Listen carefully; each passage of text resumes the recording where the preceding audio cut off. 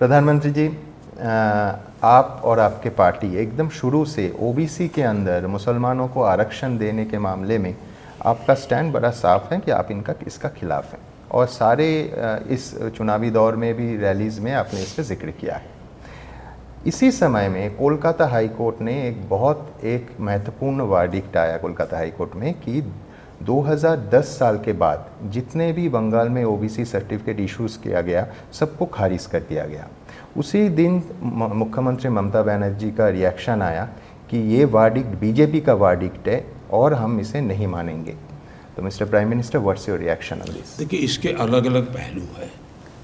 एक तो इस प्रकार की बयानबाजी ये अदालत का अपमान है। आप ऊपरी अदालत में जाइए, लड़ाई लड़ो भाई।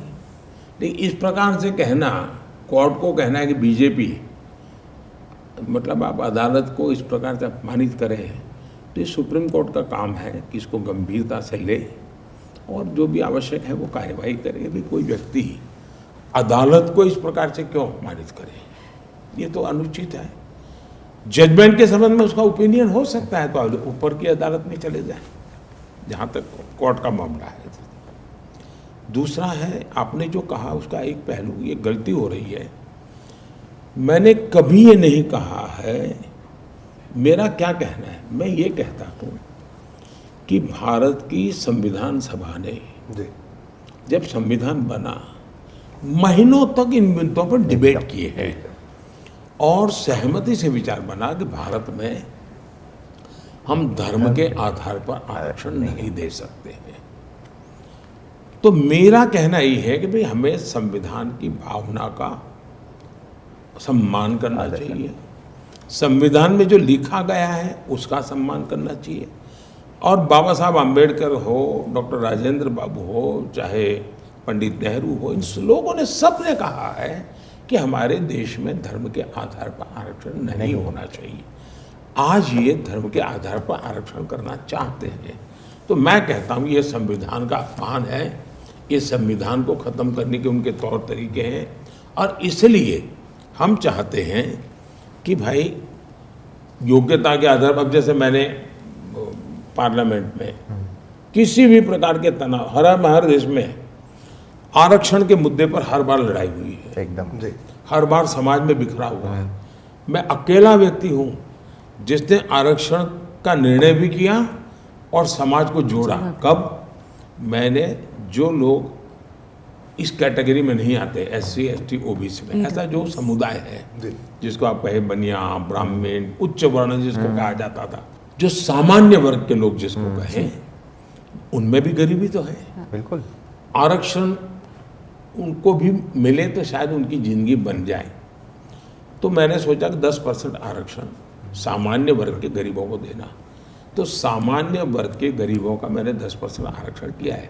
आर्थिक स्थिति को मद्देनजर उस सामान्य वर्ग में जो अन्य बेनिफिट नहीं लेते हैं, SC ST OBC, उसके बाहर का, उसमें मुसलमान भी है, कोई भी हो सकता है, उसमें मुसलमान भी है, उसमें हिंदू भी है, इसमें ईसाई भी है, इसमें जैन भी है, इसमें बौद्ध भी है, पारसी भी है। कोई तनाव नहीं हुआ इस देश में। क्यों? मैंने धर्म के आधार पर आरक्षण नहीं किया था, मैंने सामान्य वर्ग के गरीब लोगों के लिए आरक्षण किया। उसकी एक आर्थिक स्थिति की समय मर्यादा तय की और इस देश ने बहुत ही प्यार से स्वीकार किया। इवन दलित समाज ने भी स्वीकार किया, आदिवासी समाज स्वीकार किया, OBC समाज ने स्वीकार किया और सामान्य समाज ने भी स्वीकार किया। तो सोशल हार्मनी भी बनी रही और जिसके साथ जिसका हैंड होल्डिंग की जरूरत थी वो भी हुआ। तो मैं धर्म के आधार पर आरक्षण, हम एक बार धर्म के आधार पर देश को बांट चुके हैं, अभी भी हम धर्म के आधार पर निर्णय करते जाएंगे तो देश का क्या होगा? हम ये तनाव क्यों पैदा करते हैं? जस्ट आपकी वोट बैंक पॉलिटिक्स के लिए। और इन्होंने सबसे बड़ा काम किया, वो धोखा किया OBC समाज के साथ। TMC ने क्या किया?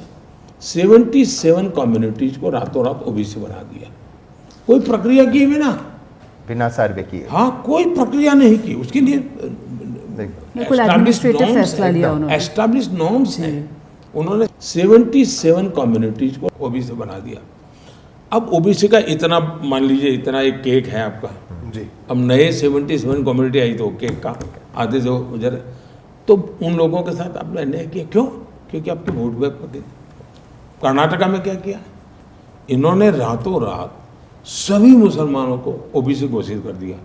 मतलब जो ओबीसी के लिए आरक्षण का बल था उसका बड़ा हिस्सा रातों रात आपने लूट लिया।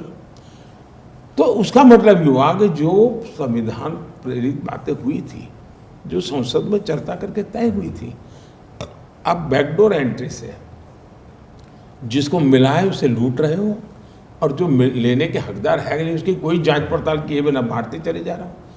हमारा विरोध मुसलमान से नहीं है, हमारा विरोध ईसाई से नहीं है, हमारा विरोध पारसी से नहीं है, हमारा विरोध जैन से नहीं है, हमारा विरोध बौद्ध से नहीं है, हमारा विरोध सिख से नहीं है। हमें कहना है भारत का संविधान कहता है कि धर्म के आधार पर आरक्षण नहीं होना चाहिए, और हमें लेटर एंड स्पिरिट में अब ज्यादा जिम्मेवारी से इसको पालन करना चाहिए। उस समय इतना गंभीर था मामला, आज तो ज्यादा गंभीर है। जैसे ही घड़ी का काटा दोपहर 2:30 पे आए, बबीता जी का दिल सास बहू साजिश के लिए मचल जाए। और ये है इनकी बहू, पूरे दिन ऑफिस की टेंशन हो जाए गॉन जब ये करें अपना फेवरेट शो फ्री टाइम पे ऑन। इनकी तरह आप भी देखिए अपना फेवरेट शो अपने टाइम पर, और डाउनलोड कीजिए एबीपी लाइव ऐप अपने स्मार्ट टीवी पर।